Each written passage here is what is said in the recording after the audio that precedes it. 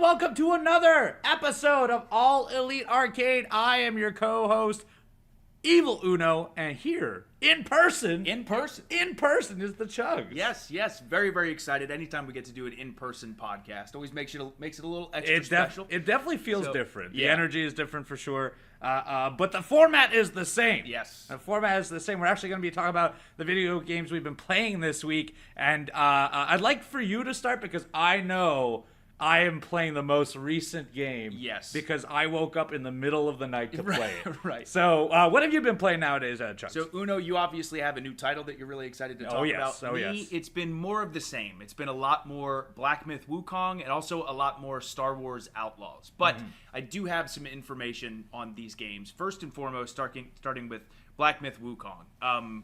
By far, this game has got to be my favorite Souls-like or action RPG game that does secrets. Like, it is unbelievable, the sense of discovery and how well hidden so many of these optional bosses are, or these new items and new enemies. I will say, like, light spoilers, just in case, because I know a lot of people want to experience this game on their own. But seriously, again, Dark Souls is very, very great at hiding bosses or areas. Elden Ring was the exact same way. Black Myth Wukong, to me, and what I like is like on another level. Like, for example, again, a spoiler here, but in chapter 2, you fight this certain boss, and there happens to be this wall that looks like a little bit different than the rest of the walls or the rest of the areas within this chapter. And then it's discovered that using a certain spirit, you can smash the wall to create a crack in the wall. You can climb through to then get this item that you're not totally sure what it does. Then you could either return to Chapter 1 or throughout Chapter 2, go and explore behind either this sand waterfall or an actual waterfall and fight these two incredible optional bosses that gives you the materials needed for a new staff or a new item. It's been so cool to play this and experience it for the first time. Absolutely one of my favorites. So again, right now I'm on Chapter 3 of Black Myth Wukong. I'm loving it. And the wild thing too is like, just to give you the depth of how much work you have to do just to find the secret, you actually have to fight an optional boss and beat it in the first one, and then have that applied as your spirit. Because you by Chapter 2, if you fought most of the optional bosses that are available, you have like 9 different spirits. Yeah. And so probably if you're not even using that exact spirit to that wall, and no indication in the text does it tell you it does that. Right. You would never see this side content, which is pretty crazy. Crazy. Because you're absolutely right. So apparently there are 2 ways you can do it. Either using that spirit, which is an optional fight, or 2, I guess the rare chance that you get the boss to smash the wall. Oh, yeah, because he charges. Yes, that's true. Yeah, okay. But again, the fights are amazing. I love that you have that journal to tell you if you're missing bosses or side bosses or enemies or whatever. So that's been so cool. Again, Chapter 3 is beautiful. This game is gorgeous. It's incredibly challenging, but it's incredibly fun, so I'm loving that. And then on I don't want to say an easier side, but truthfully it is a much easier game. For sure. Star Wars Outlaws. I've finally gotten to the point now where I'm at kind of like the open world section of the game, and I'm having so much fun with this game. Like again, if you are a Star Wars fan, there is no way to me that you won't enjoy this game, because one of the biggest keys to an amazing open world experience is the world feeling alive, and the world feels very much alive. You're on this huge map, and I know the map is just going to get bigger, but people are driving by in speeders, and ships are going through the air, and NPCs are constantly talking to each other, and there's bar areas that you can go to and shops you can go to. It's a very, very fun game to kind of get lost in. And then also, I finally discovered the fact now that you are able to, again, kind of pick a group of people or a group of bandits that you want to work with. Oh, like a factions almost. Like factions. Really? Yeah, Okay. So if you gain the trust of one faction and they really like you, you'll get certain perks that maybe you wouldn't get from another faction. But also, no matter what, you end up discouraging or upsetting the other factions. So far, I see there are 3 different factions that you can kind of go with. So I'm still very early on in that phase as well, but I'm really excited. I do have a faction in mind I think I'm going to go with, but I'm definitely excited to play that more. So those have been the 2 big ones. I wonder how much it diverts like the path once you pick, like, yeah. Cause, like, I always think of Fallout as the example of once you pick like a certain side, a whole subsection of the game is closed off to Right. you. You have to then fight off like the opposing factions. Yeah. And then sometimes you can find like a nice middle ground where it's peaceful for everyone except for like one obviously bad faction. So I kind of wonder what it's going to be like. I actually have a question because I haven't played the game. So like I've read a lot of reviews on it, and it's kind of like a mixed thing where a lot of people like the vision of it and they like the world that it's built in, but a lot of people have the concerns with stealth. Do you feel? I know. Here's the thing: both you and I probably are playing it the same way. Yes. 0 stealth. Right. Well, I'm glad you brought that up because I have not gotten to a part yet. Which again, I am still only a couple hours in, but I've not gotten to a point yet where I've been in a forceful stealth mission yet, because same thing, the one complaint I've heard about the game is some of the stealth missions people aren't fans of, so I've not encountered that issue yet. But hopefully by next week I will have played enough to where I can see what these stealth missions are all about, because again, I am not Metal Gear Chugs whatsoever. No. There's no part of me that's Metal Gear Chugs. Was never good at the Metal Gear games at all. I love those games, I but love man, them too. What a headache to get through. Hitman, one of the worst. I think those games are incredible. They're just not suited for me. Right. Because I'm just too eager to shoot or like I'll be like, oh, there he is. I could activate the switch, and then like you turn around, there's a whole audience, right? So I've never been good at stuff, but the game is like I've been very curious to jump into it because I feel like we wait a long time for a Star Wars world to be so large, and the more I hear about it, the less I understand why people are not liking it. Yeah. Like, a lot of the complaints are like, the stealth portion sucks. And I was like, okay, well, how much stealth is there? Exactly. That's what I'm really curious to see, because the exploration is a blast. No pun intended, but the blaster fights are also a blast. I heard the speeder bike is a lot of fun. So cool. Yeah. So, and there's so much that you can change, like whether it's the skin of your speeder bike or different outfits the cat can wear. So there's so much cool stuff you can do. I'm having a lot of fun with it, and it's also very relaxing to me. It feels like a really cool story that I'm excited to learn more about, but I'm also not, palms are sweaty. Yeah, well, you're coupled with Black Myth Wukong, like it's Right. you're getting the opposite side of it entirely. I'm really enjoying it. But then one other thing I wanted to mention is there's a game, I think the early access is going to come very soon. I think it's going to be this Tuesday. Okay. There's a game I've kind of had my eye on called Towerborne, which I'm really excited about. So again, as many of you know, I love a good art style. The art style is beautiful. The colors are very, very bright.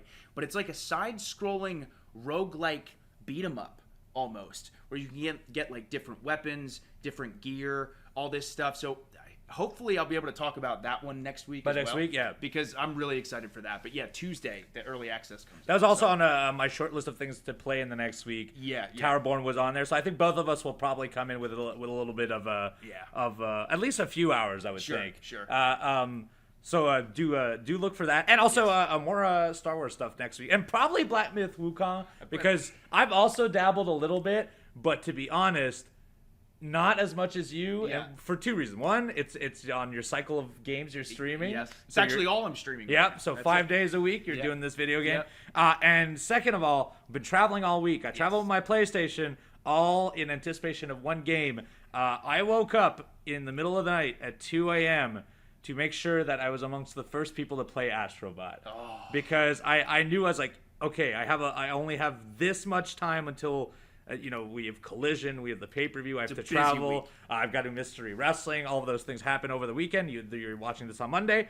So I was like, okay, I have a morning that I could play about 2 hours worth, but if I really just woke up like 5 hours earlier than I would typically and go to bed early, I could get 7 hours in, and that's exactly what I did. Oh my God, that's amazing. Day one release of Astro Bot, and if you haven't played Astro Bot's Playroom, Astro's Playroom, yep. Is that the one that was packed in with PS5, or is that the VR mission? Nope, that was the one that came with the PlayStation 5. So if you haven't played that, there's a free, essentially, demo to this full-scale game that just came out, and it is a mascot platformer. Yep. Astro Bot is becoming Sony's new mascot, but in a lot of ways also it is a game that champions Sony's history. Yes. So what the demo or the little bite-sized game that came out with the PS5 did is it showed you exactly how a PS5 is built. You go through every component. You get to see its hardware. But then on top of that, it also went through histories and histories of first-party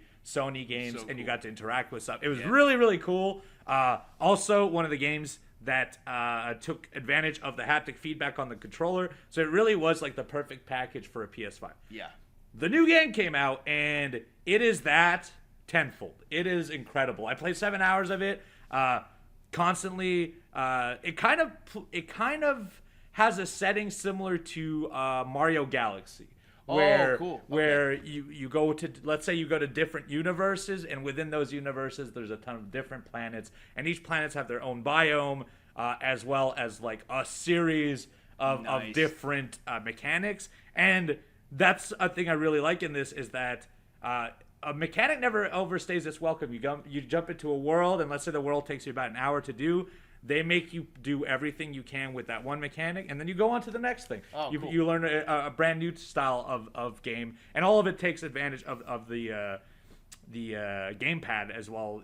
Be it the touch, be it the motion, be it the vibration. The vibration by far, and the haptic feedback is the coolest stuff by far. To me, very quickly, but like as far as the haptic feedback, which Sony has done, it's incredible. But part of the reason I'm so excited to play this is Astro's Playroom. No one has touched the haptic feedback the way that Astro's Playroom did. Yeah. So the fact that Astro Bot is that even more has me beyond one of the many reasons I'm so excited to play this. So I've played about 7 hours, and I think I'm about a fifth through. So it's looking like it's gonna be about 30. It would probably be 30 hours of video game to complete it entirely, because I'm a completionist when it comes to this. And it's like a collectathon mascot platformer of old. It's not extremely challenging. It's just like a very peaceful, low stakes video game. It's not, there is combat, but it's not heavy on like difficulty that's going to make you mad. Sure. If you die, the checkpoint is likely a second and a half before. Oh, wow. So you're just cycling through. So if you can't get through a certain section, you get right back to it. So it's geared for all ages in that sense. Like the violence is very much just like you're punching a thing and the thing falls into parts. Right. There's no blood. There's nothing like that. But also the way that it's structured is very much like, it's very beautiful. It's flashy. There's the noise, actually like the sound design of the game, incredible music. It takes advantage also of the controller. So I don't play it with headphones because the controller sounds differently than it does on TV. So it has a kind of dual audio format for it. Nice. I can't say enough good things about the game. I have been excited for it since they've announced it, and I've been excited since they made the original demo for the PS5. Yeah. I was hoping they would do more. And so now I'm in the phase that I'm like, man, I don't want to finish this. Yeah. I'm already at that phase. I'm only a fifth in, but I'm like, oh no. I can already tell 20 hours from now I'm going to miss this. You're going to be so sad. So sad. It's incredible. Go out of your way. This one is also very similar to the demo, where it does play with a lot of Sony's history. Which I love. You're going to go back. You're going to collect things. So one thing that's nice is that as you play all of the maps, it all feeds into a hub world, and that hub world is where the PS5 lives in again. And so you're slowly rebuilding a PS5. Oh, and on top of that, every character you interact with goes back to that hub. And then there's like a gacha game, and if you get the gacha that's appropriate to that, you then get that character to transform into more of a scenery of that game. So for example, like Castlevania, you'd get the Castlevania character, but if you got the gacha, he's now in a coffin that you can now interact, and he does like a 15-second animation loop. Oh, so that's like cool. There's a lot of very meticulous little details in it that I really appreciate, and it runs incredible. Yeah. Like not a snag at all as you play. It's almost, I don't think we've ever had a game on PS5 where it feels next generation, but this one feels like it feels like the cleanest thing to ever come off this console by far. So yes, if you have not played Astro Bot's Playroom, go do that. That's free on your PlayStation 5.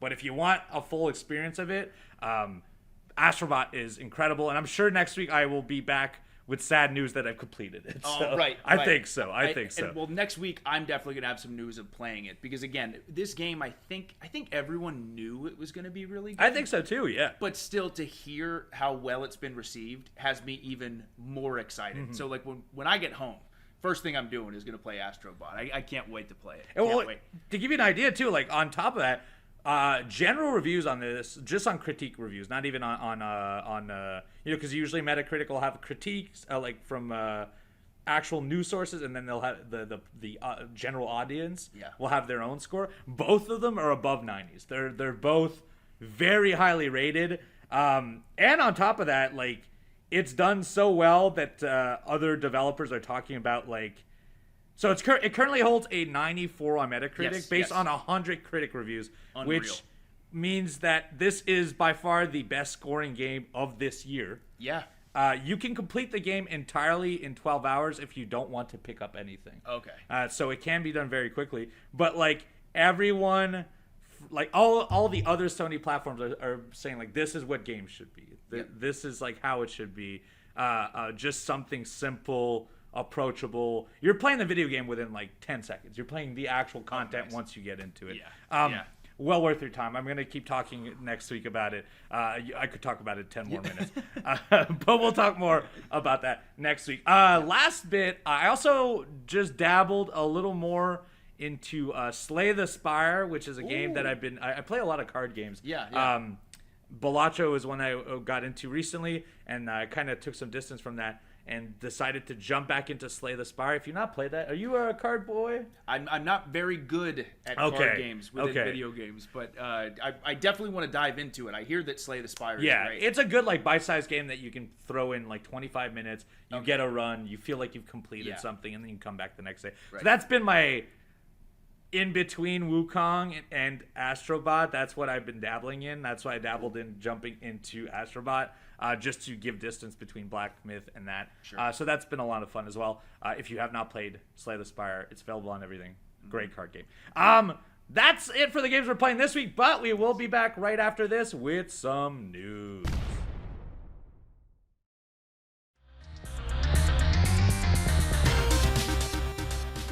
And we're back. Hello. Welcome back to segment 2 of All Elite Arcade. Hey. It's September already, which I cannot believe we're already nearing the end of this year. Seriously. The news never stops, and actually this week a real weird news piece because I don't know if you've heard about Sony's Concord. I know you have. We talked about it before. Sony's hero shooter. You might have remembered last summer they dropped a trailer. It looked a lot like Guardians of the Galaxy. It was like a 6-minute cinematic without showing any of the gameplay. Well, that game released recently, and a lot of the news that we've been talking about the last few weeks is that the game has not done well. It had 700 concurrent players on Steam, which is, if you do not know, an abysmal number. It sold for like it barely cracked $1 million in sales. So all of that has led to what I think is one of the wildest pieces of news I've heard in a while. Concord is actually being pulled entirely and put offline, which means you cannot play it because the servers have to be online for it to play, with Sony promising a full refund to anyone that bought it. I have never in my life heard of anything like this. I don't think they've ever, like, the only time I remember them doing something like that was when Cyberpunk came out, and on PlayStation 5, they said, or even on PS4 because it was playable. PS4 and Xbox One, it just wasn't as clean and optimized as the PC and Xbox ports, and so they just pulled it from the store for a year, and they gave reimbursements. This one, they're straight up canceling a video game that they've spent a lot of money on. And a lot of time. A lot of time. They've been working on this. 8 years on this game. Yeah. A whole bunch of people, probably hundreds and hundreds, if not thousands of people working on this video game. A ton of artists, a ton of sound designers, a ton of programmers. The game has been out for maybe a month. And it's already pulled from shelves. It's wild. It won in a historic way. It's crazy to think that you could do that with a video game. You hear that about movies now. They'll produce full movies and then decide, like, well, it won't do well, we'll just never air it. There's a Batgirl movie that's been completely created, has never seen the light of day just because they decided, like, we don't want to throw it out there and it won't do well. Video games is, I don't think I know of any other example of this. I don't. I certainly think of don't. A single one. And the wild thing too, aside from how much of a bummer this must be for the people who've worked for such a long time on this game. I've seen a few people comment and talk about playing this game, and they made it very clear that even though, say, it didn't have anything like inherently incredibly special, a lot of people said they were having a blast with Concord. Yeah. They were like, this is a fun hero shooter. I think a lot of it has to do with just it wasn't advertised heavily. Yeah. Like it came. So to give you an idea, this game came out on August 23rd. Yeah. And will be and is offline starting. Oh, by the time this episode's out, it's no longer online. That's September 6th. That means 11 days after its release, it was taken offline. Yeah. 11 days on the market. And, you know, the crazy thing is, like, as historic as this event is, now more than ever, I feel like I want to play this. I know. Right? I felt the exact same There's way. a part of me that's like, oh, I need to know what is wrong with this game. Like, why is it not working? Right. We talked about this before. I think it's an advertising faux pas or an advertising mistake for sure. It feels like they never talked about it. Yep. It probably rolled into early or like beta testing, and then it never had a big push in the last few months. And to give you an example, like Sony IPs aren't doing that. Not at all. Astro Bot is selling like crazy. Crushing it. Helldivers 2 is selling like crazy And too. Sony is Sony. Sony. Yeah, They're right. monsters. Monsters. And so I don't know if they knew they had something that wasn't going to work and they didn't push in advertising, or they just assumed it would get a life of its own. But unfortunately, that just will not be the case. And I think too, and I wish I knew more from the inside as far as like business decisions and things like that. But what fascinates me is, again, like we had said, 11 days for this to happen this quickly. Like, I'm so curious as to why that it wasn't even given at least a little bit more time instead of being pulled. That's the so thing, like quick. even like giving it a whole month. But I bet Yeah. the news cycles on the game almost every day was like there's only 300 people playing it. Right, so I right. bet you the optics of it were so bad that like we might as well just pull it now rather than get someone invested in it for 3 months and try to pull it. Oh, sure. So to give you an idea, this is obviously they're estimated. This is based on data that is out there, but it's not the precise Sony data.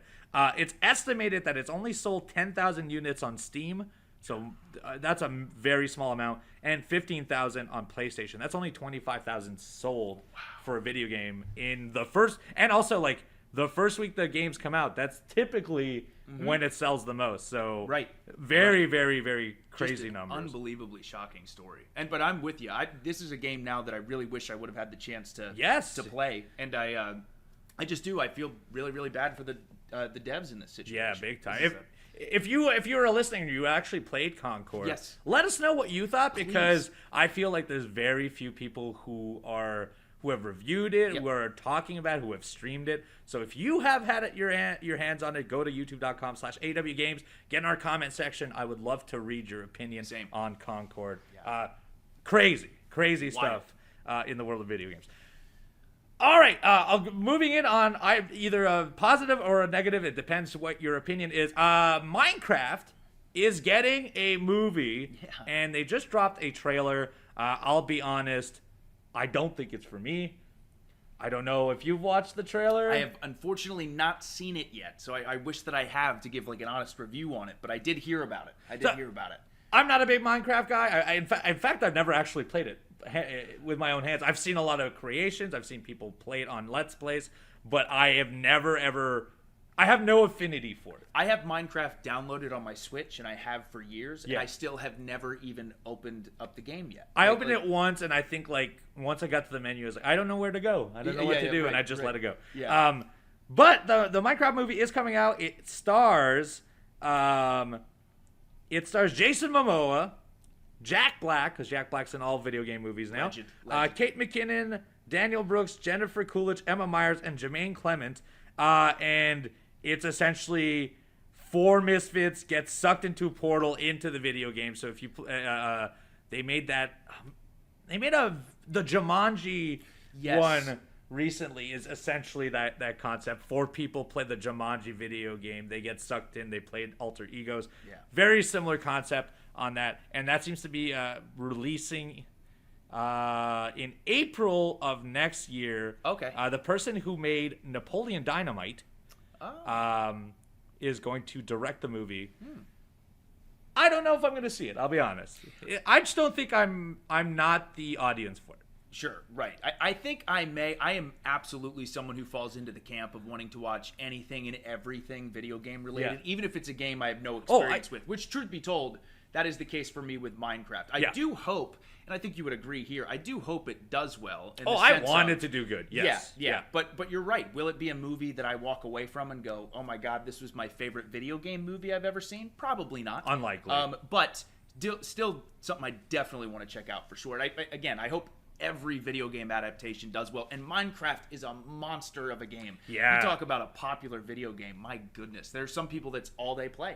It's all they play. So, I think the game is geared towards children especially, because I think that's a game much like Roblox, for example. 100%. That is tailored to like a much younger audience than us, and so you know, to us it might not be the thing, but maybe a younger audience saw the trailer and like, this is exactly 100%. What I want to have a Minecraft game.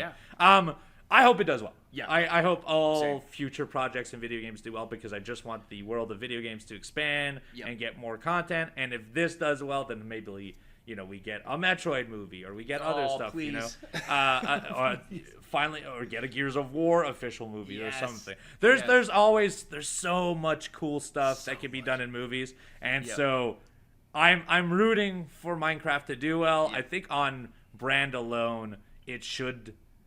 And also, it has like some big actors in it too. Right. I think it'll probably do huge numbers. I think it will too. I think so. Yeah. And I think I'll definitely let you know how it is. Yes. If I end up please. checking it out. I'll probably wait till it's on an airplane. I'll be honest. Other than that, a quick little one. Yeah. I talked about Balatro earlier. Yes. Incredible video game. If you have not played it, it's a poker roguelike game. Well, it came out late last year, and this year. Oh my God, Balatro is going to be on my game of the year this year. Balatro came out this year. Well, it's finally coming to mobile. There we go. The game that you would think would be available on all mobile platforms is finally doing it. It'll be on Apple and Android starting September 26th, end of this month, and it will. Oh, I have no listing of. $10 for purchase. Oh, okay. Which is that's decent as well. And on Apple Arcade, you get Balatro Plus. Which, I have Apple Arcade. This is good to know. It's the same game. Okay. I guess for some reason they just needed to identify it differently on the Apple. So if you have Apple Arcade, you will be able to play this. Okay, beautiful. Go play Balatro. You will be very, very addicted. I really need to. And this fits so perfectly for mobile, too. Yes. More and more my people God, are going to end up playing this game now. I think like poker is such a... First of all, most people understand the concept of poker, and to have a game play with those rules is very easy to understand. Like, I could show my dad this and he should be able to understand it. And if I could tell him now that he could play it on his phone, I feel like it's going to reach a much larger audience soon. Yeah. Because it'll be available to just about anyone, including people that may not... Like, most of my family play a lot of video games, but they don't own a console. Sure. They do everything on here. So many people. So that makes up a majority of the gamers. I think so. Yeah, of course. Yeah. So this is probably, and this is one developer again. He's about to make a fortune. Oh yeah. Yeah, for sure. Absolutely. We're also, this month is September. Astro Bot was my big game release, but there's another big game release at the end of the month. That new Zelda game. Yes. The what is that called? Echoes of Wisdom. Thank you very much. Yes. That game is coming out late September, and it would seem that game, in the timeline, if you were a huge Zelda nerd like I might be, it is between Breath of the Wild and Tears of the Kingdom. Oh. Yes. Separating it from all the other games that are much older, like... Sure. Or at least... Usually all of them are around Ocarina of Time, because that's like the one people know about, and it's all tailored around that, or Link to the Past. This one is built around the universe created from those two, which is weird because they're not in the same engine at all. Right. And if I'm sure you're not surprised, but from reviews have not come out. Yep.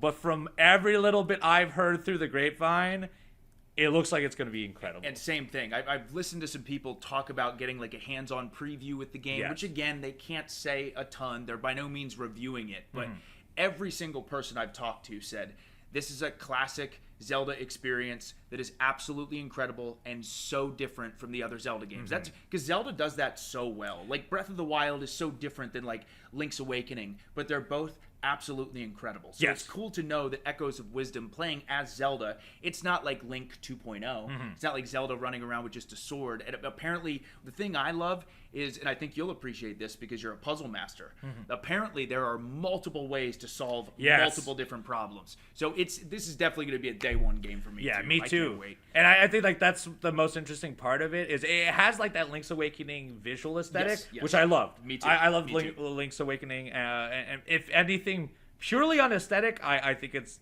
one of my favorite games I played in the last few years. Same. But take that and then on top of it, add a mechanic that they've never done in a Zelda game, and on top of that, it's not a definite way of doing things. Like what I liked about Tears of the Kingdom, for example, is I didn't think I would like creating vehicles, but then when I started understanding it, I was like, I can do anything to solve these puzzles. Yeah. They're not made for one specific answer. They're made for whatever you can get to there. Right. And this seems to be the same thing. So it has like a new replicating mechanic where anything you interact with, so let's say this phone, we interact with a phone, you were then able to use a magic spell to replicate it, but replicate it onwards. So you could make a set of stairs with it, or maybe it's a weight scale. Maybe you could scale two things. It looks very neat, and I'm really excited to see what happens when, because they took the because the last Zelda games have weather mechanics and have like elemental mechanics, and from what I understand is they took a lot of those mechanics, and now every item has different properties. One might be like if you're a torch, obviously it might set things on fire, or if it makes things wet and then you add to an electricity, it'll create a big pool of electricity. So I'm very excited to see what's going to come of that. And we will be talking about it. Oh yes, do stay tuned. End of September, we'll both be playing it. It's almost a guarantee for sure. And our last piece of news for the day: Eurogamer. You might know Eurogamer. It is a website. At one time, also, I think a magazine, if I remember correctly. You're correct. Yes. Yeah. I believe they no longer make the magazine. I might be wrong on that. Do correct me down below. Magazines are disappearing more and more, which is very sad. I love a good video game. I miss my physical, I don't know. I went to a magazine stand before the flights, and I realized there are no video game magazines anymore. None. There's the PC one, and that's pretty much it. PC Gamer. That's right. So anyways, Eurogamer has come out with to celebrate their anniversary. They have made a list of the best 100 modern games to play right now, because they've done top 100 games before. Yeah. But now we're 20 years removed from probably when they made that list. Now they want to do modern games covering the last 2 decades of video games. Now, I'm not going to go through all 100. I think that would be an exercise in patience for all of us. So I'm going to give you the top 10, and then I think we just riff a little bit about it. Sure. Eurogamer, and if you want to go to this, Eurogamer.net/the-Eurogamer-100, or go to Eurogamer.net. I'm sure it is on the splash page. Go check out their 100 top modern games right now. All right, starting at number 10, Return of the Obra Dinn. I know you haven't played this. I have not. Okay, so this game is from Lucas Pope. It is.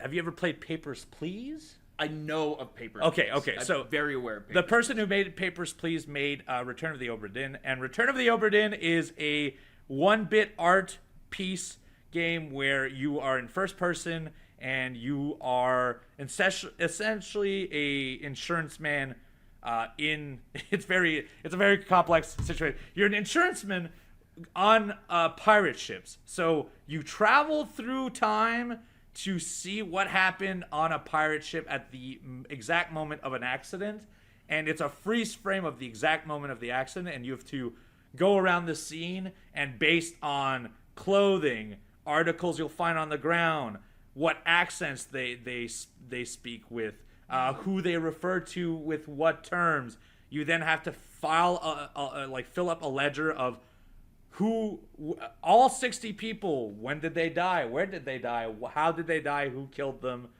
and essentially build a picture of the giant event that happens on this boat. It's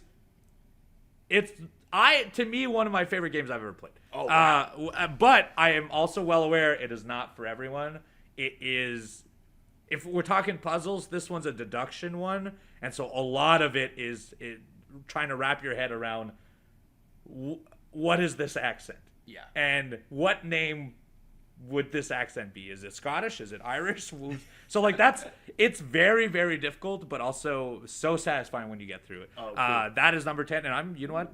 I support it. Gotta check that one out. I support its exclusion. Also, if you haven't played Papers, Please, his previous game, worth playing as well. Okay. 9. Next Machina. I'll be honest, no clue what that game is. I'll be honest, I'm also not aware of what that is, but I'm certainly interested in checking it out. If Yeah. it's number 9 on this top 100 list. And that's the only one from the top 10 Yes. that I have not played. Okay. So I'm going to now. Yeah. So maybe I'll report back next week because I quickly looked into it. It looks like it's a top-down 360 shooter, and I love those. Cool. I love those. Too. So I love those too. Be back with some opinions on next Machina. Number 8, not surprising, Elden Ring. One of the greatest games of all time ever made. Not just one of the greatest Souls games ever made. Not just one of the greatest open world games ever made. Seriously, Elden Ring is one of the best video games of all time. As far as like that style of video game, I think it is the most accessible to everyone. Completely agree. Yeah, because you can go different directions, and like it is so lengthy. You can get 20 hours into the game and stop and still have a full, rich experience. Yep. Well worth playing. Obviously, we've talked so much about Elden Ring. Go play it if you haven't. Number 7, not surprising, Animal Crossing. Yes. Did you ever have an Animal Crossing phase? I did. I went through actually when the pandemic started, Yes. which was incredibly popular with New Horizons. But I did. I put a few hours into Animal Crossing. I totally see why people enjoyed it so much. It's the epitome of relaxation to me. And you can get super creative with it. So I'm by no means like a dedicated, diehard Animal Crossing fan. But the few hours I played of New Horizon, I loved. I totally saw the appeal. I think for 2.5 months I played every single day. Wow. Yeah, I went in a lot of ways through the pandemic was one of the only things I got to look forward to during that time. It came around at the perfect time while we were all locked in our homes, and I would love to play that game again, but I think I would love to play it when the next iteration of it comes out. Yeah. Because I've played so much of it. But it is an incredible game, especially if you're going to play one game and no other game ever. That game you could go on forever. Oh, right. You know, it's a constant. Every day there's a little trickle of content, and you know, you get your routines. You're living a little sim life. So. Sure. Number 6, Baldur's Gate 3. I only played 2 hours of Baldur's Gate. I also only played a few hours of Baldur's Gate 3. But, again, I was playing it on my Steam Deck, and then I got distracted by another game. But this game is very close to the top of the list on my backlog of games that I want to play. I've seen my brother play it, friends play it, I've watched some Let's Plays. There looks like there is so much content and so many different possibilities story-wise that you could go. So, Baldur's Gate 3, I think it deserves all the love and praise that it's gotten. But same thing, I have actually only played a few hours of the game. Yeah, and, on my backlog, I think it's the top one. I always tell myself I'm going to play it, and I had it downloaded on my Steam Deck until the Steam Deck died.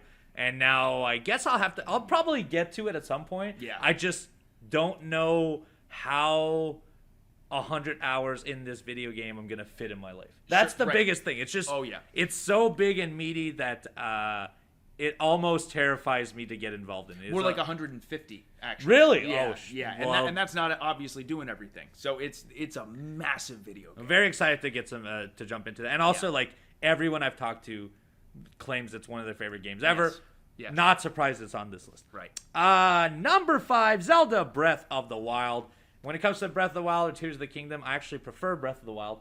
Okay. Tears of the Kingdom, in a lot of ways, is like an addition to Breath of the Wild. I agree. But for some reason, I was so razor focused, and it felt so fresh when that game came out. Not having a map, being able to scale everything. It genuinely felt like a once-in-a-lifetime experience, so that when the second one came out, it felt less so just because I had already experienced most of it. But what an incredible Zelda game. If not the best, Yeah. it's at least in the top 3, I would say, for Right. sure. Yeah, Breath of the Wild changed open world gaming, I think. Yes. It really did. Like on such a deep level. You can see its influence in like Elden Ring and absolutely. stuff too. Yeah. Yeah. Unbelievable. It absolutely deserves to be at the top of the list when it comes to greatest Zelda games of all time, for sure. Next up, number 4, Super Smash Brothers Ultimate. I have played countless hours of this too. There's still a huge scene of SSB Ultimate going on right now in the fighting scene, and most people that have a Switch probably own this game as well. Yeah. I haven't dabbled in it in a few years, I would say, but incredible. My personal favorite is still like the GameCube Melee. Oh, okay, yeah. I'm a Melee guy. Yeah. But as far as like a package with 100+ characters and stuff, it's really Super good. Smash Bros. Ultimate is so complete. I can't imagine what they're gonna do for the next one. Like, I don't know how if do they you top can. it? Yeah, how how do you top could it? you? How could you? If anything, they'll probably do the same thing they've done with like previous releases and just re-releases Yeah. and add like 8 characters or something. Right. Which I would be completely fine Yeah, with. yeah. Or like package in, because they released like 16 DLC characters Right. over several years or something. Yep. So repackage that for Switch too, and that'll be a hot seller for sure. Yeah. Number 3, this one I'm excited to talk about. I'm sure we've talked about it. Outer Wilds. Have you played that? I still Okay. have never played Outer Wilds, and I hear everyone talk about it. So Everyone. Outer Wilds is like it's a space exploration game where you get to handle the vehicle that flies off one planet and land onto another, and so you are exploring a little solar system essentially. I won't say anything more than that because it is a game that is. First of all, it's a game that you can only progress in from knowledge. So it's not like you don't get an item and then suddenly you're like, aha, I can open doors. No, you have to go through, read, interact with things, and the interactions solve a question in your mind. And then you're like, oh, this is what I have to do. And it's an incredible experience. Everything in that game is more than you think it is. Including the planets, including the lore, including the grander picture of what's going on in that game. It's a beautiful, beautiful game, and that is a first-time game from those publishers. Wow. Yes, this was their school project. Unbelievable. Yeah. Their school project? Yeah, so this was their school project that they then fleshed out into a full game, and so excited to see what these guys and girls come up with in the future, because it is an incredible experience, and I cry when I hear the music. That's Oh, wow. It's one of those. Yeah. The story that good? I'm a big Yes. story guy. Yes. Okay. If you all like right. lore, I love lore. I think you would love this one. I think you would love this Okay, one. that's also at the top of my list on my backlog. Woo. Play Outer Wilds. Number 2, also unsurprising, Mario Kart 8 Deluxe. Of course. The granddaddy of all Mario Kart games. And I feel the same way with Smash Bros. Ultimate as I do about Yes. Mario Kart 8 Deluxe. It's like, how are you possibly going to top it? It's just a timeless classic. Yes. Every track, every character, you can't beat it. Mario Kart 8 Deluxe to this day, after being out for years. Yeah, 2 systems too. 2 systems, Yeah. right, is incredible. Yes. So good. And if you like a Mario Kart game, then you will love this one because Yeah. it is the best one. Right. It's got more battle maps. It's got more characters. It's got the DLC plan that they had on this. It was insane. They released so many tracks. Not surprising. Also, a game that if you own a Switch, you probably own Mario Kart. Absolutely. I think almost everyone has played a Mario Kart game at some point. Yep. And this one is by far the best one. Yeah.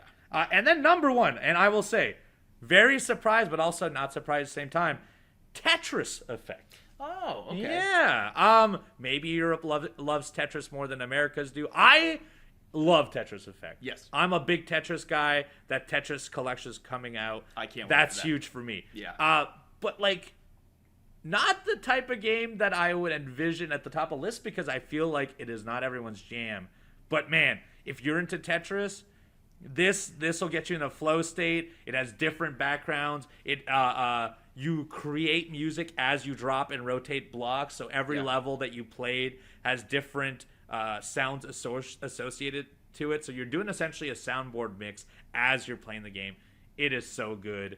I don't know if I would make it number 1. There's at least 4 of the games on here I would put ahead of it, but still an incredible game. And one of the most influential games of all time yes, ever made. Tetris, very important to video games. So, very cool. Tetris is, I mean, maybe the most important game ever created. It's you could say that. Yeah, you could say so. that. So that is the top 100 Eurogamer games of modern days. If you want to go check the full list out, the full 100, you can go to Eurogamer.net and check it out right now. Now we're gonna take a break, but right after this, it's time for us to answer some of your questions. Yes.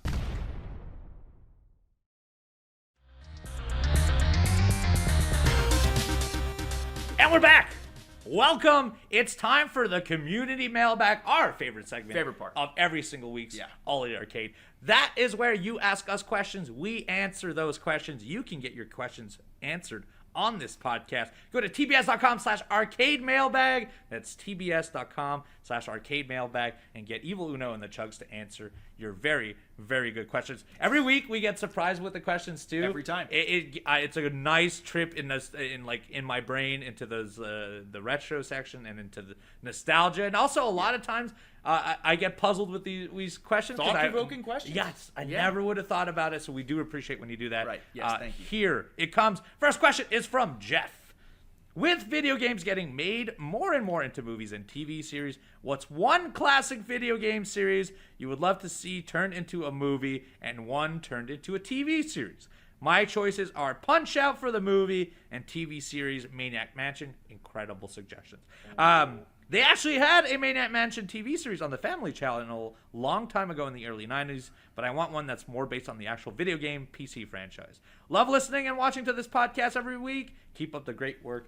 Thank you very much, Jeff. Such a good question, Jeff. Thank you. And I already got my answers. My movie would be Metal Gear Solid. Yes. I would love yes. a Metal Gear Solid movie. I really, really would. And then for the longest time, I've wanted a TV show based on the games for Resident Evil, but I won't say that because there has been movies and They've TV done a shows. lot of stuff, surprisingly. Yeah. But I think a TV series on like Elden Ring or the Dark Souls series would be so cool, especially with all the wild CGI that we have now. I think that as a TV series would be really exploring cool. the actual lore of Elden Ring. Yes. And a 10-part series would rule. It would be so good. Yeah. And also I feel like it would actually turn a lot of people to play the video games. Yeah. Because not that the lore is unapproachable, but it is very hard to get into because you have to You gotta dig. You gotta read into it, you gotta watch your videos. But if you had to just a 10-part series and it told you about Radon, it told you about Mikla and all that. How cool would that would rule. Plus, so sick. Plus animated and stuff. Oh, man. Yeah. Great idea. Yeah. My two, one's going to be selfish. Movie, one of my favorite movies when I was a kid was The Running Man with Arnold Schwarzenegger. Yeah. And one of my favorite video games of all time is Smash TV, which is just Running Man in video game format. I know they could just remake The Running Man, but I would like if they made Smash TV into a movie. That'd be great. It's a bite-sized 2 hours of people having to go through barrels of enemies while they're being filmed for television broadcast. I think it would be a very, very fun movie. And also, I would love the Smash TV franchise to come back around. I don't know. That's like a super easy top-down 360 shooter they could be making right now. Easily. I don't know if people would buy it, but I would for sure.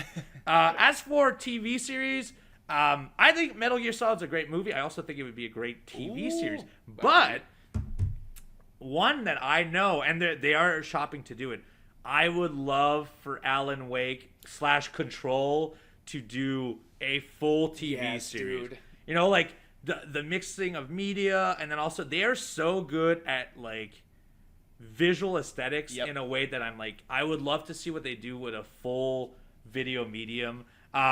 You know, it would probably be like X-Files, Twilight Zone, and so on, and that's the type of TV shows I'm really into. So I think an Alan Wake / Control / whatever their large universe is going to be called would rule, and hopefully we will see that. I know. Let's make it happen. Yes. Let's make all that happen. Remedy, get that made. Jeff, thank you again. And Owen, thank you very much for the question. Hey, Chugs and Uno. I consider myself a gamer that loves a challenge. But with that said, I've never played a Souls-like game. After listening to you guys share your love for the genre, I've decided to finally take the plunge, so I wanted to ask the both of you. What is the first Souls-like game that I should play for someone completely new to the genre? Do you have a preferred order that I should play them in? So I'll give my suggestion because I think you'll have an order probably on because you've played more of them than I have. I think Bloodborne for me is the one that was my first that I really got into. But if I were to start from scratch, I would get the remake of Demon's Souls on PS5. Visually, super pleasing. It is quite difficult, but it's also fair difficult. Yeah. It's not too vast. If you pay attention to each boss, they will tell you their tells. And so you can navigate through it slowly. It will be challenging, but as you get through it, you'll get better and better and better and better. And it's from a time where they didn't ramp up the difficulty to an insane amount. Right. Or like, for Dark Souls 2 and so on, or doubled in enemies, or started making like enemies that are hard for the people that had already beat Demon's Souls and Dark Souls and Dark Souls 2. So my suggestion would be that, and plus that game is beautiful on PS5. Still one of the prettiest. So pretty. Yep. Launch title, well worth the time to play if you have not played it. Yeah. I would say that's my suggestion is your number one. So as far as looking at Soulsborne as a whole, lots of times we obviously include Elden Ring. So as far as a game to start with, if you are brand new to the genre, I do think, even though there's some incredibly hard challenges, I do think Elden Ring is the most accessible Soulsborne game to play, jumping into the franchise. Because again, you can go different paths, you can skip bosses if you're having trouble. The spirit ashes are incredibly helpful and useful. That's a great way to introduce you to this style of play. But actually, as far as playing the games, I recommend them in the order they were released. With the exception of Bloodborne. But my order, literally the way I would play them, just based on the lore, because, for example, my first Dark Souls game was Dark Souls 3. And I love Dark Souls 3. It is still my favorite Dark Souls game. But I wish so bad that I played Dark Souls 1 first to appreciate some of the things that they did in Dark Souls 3. So I would play Demon's Souls, Dark Souls 1, Dark Souls 2, Dark Souls 3, Bloodborne, and then Sekiro last. And if you include Elden Ring, I would actually start with Elden Ring. Yes. But Sekiro, to me, was the most challenging one. Bloodborne also ups the ante with how aggressive you have to be. Both of those are very different from the rest of the Souls games because you have to play them in different styles. Bloodborne is more parry heavy and more aggressive. Like, you're rewarded for hitting hard. Yeah. And then Sekiro is all parrying. And some of the most difficult battles. Easily. It is very, very, like, the motions have to be, the timings are razor thin. Unbelievable. So if you get through this whole section, you get to Sekiro, you'll be able to do it. Yes, you'll will. Be able You'll to absolutely do it, for sure. You'll be so ready to go. But again, Owen, thank you very much for the question. Great question, Owen. Yeah, great question. This one is from Hanzo. Hanzo says, "Hi guys, love the podcast.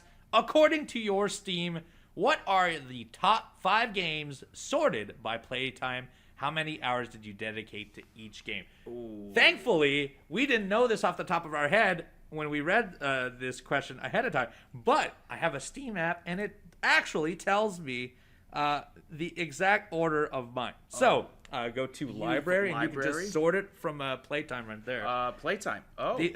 And I think if you want to know the playtime, you have to click on it. Oh, okay. Mine is still loading. So, Uno, if you want to go first, for sure. I had a shared account, so I'm going to drop any of the games that were not played by me. But my top 5 is, and I'm going to go 5 downwards.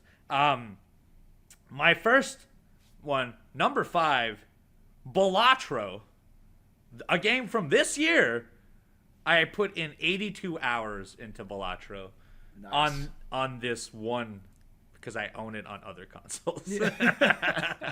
I have a couple of those too. That's number 5. Number 4 is Hades, the original Hades, not the sequel that is in early access. 87 hours.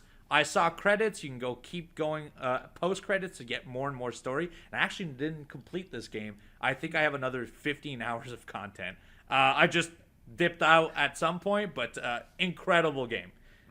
Number 3, Vampire Survivors. Yes. I've played every DLC except the last one. I'm kind of saving that for like a one day. I'm going to purge through all of it. But I played 89 hours of that on Steam. And that's another game that I also own on Switch. And will probably own now that it's released on Sony and replay it entirely on there too. It's great. It's a great bite-sized game, and also just a great time killer. Number 2, surprisingly to me, actually, but the pandemic explains it. I played 110 hours of Among Us.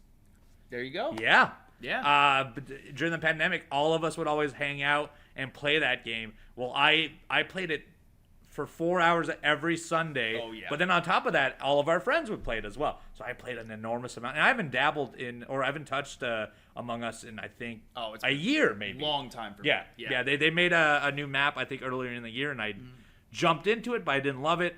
But still a very good game. And then number 1, not surprising to me, but I played 167 hours of Stardew Valley. Nice.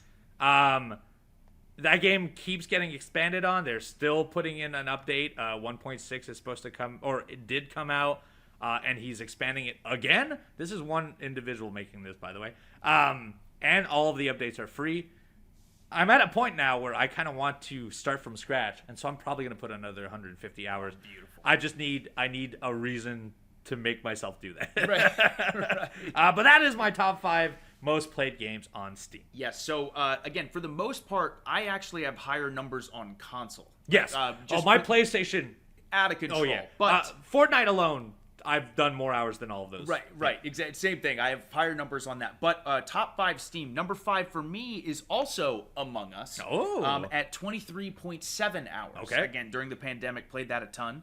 Number 4 was Fall Guys for me, which again also played a ton of during the pandemic. A bunch on Twitch for sure. Yeah. I think Fall Guys is like 11th on my list. I'm at 25.9 hours with Fall Guys. Number 3, the absolutely incredible, the original Resident Evil 4 with 31.9 hours. Yes, I did.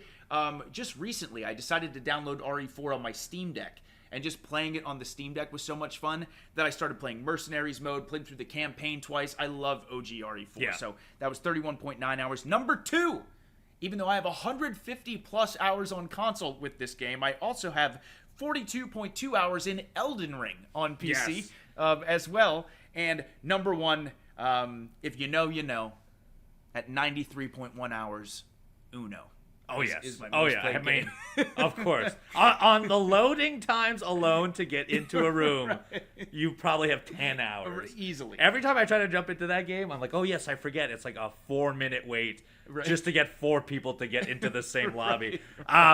Incredible game. Incredible game. Yes. And they can still go out there and watch your Uno content, correct? They sure can. Yes. Absolutely. Go out of your way. Check it out on The Party on YouTube. The Party on the YouTube. Thank you, Hanzo. Incredible question. Thank you very much. And last but not least, Freddie, thank you very much for the question. Hey, Uno and Chugs. So I know there are a few guys on the roster that are masters of one particular game. I remember on a previous All Elite Arcade stream that Nick Camarado is a savant at Dark Souls when he didn't die once the entire time he played.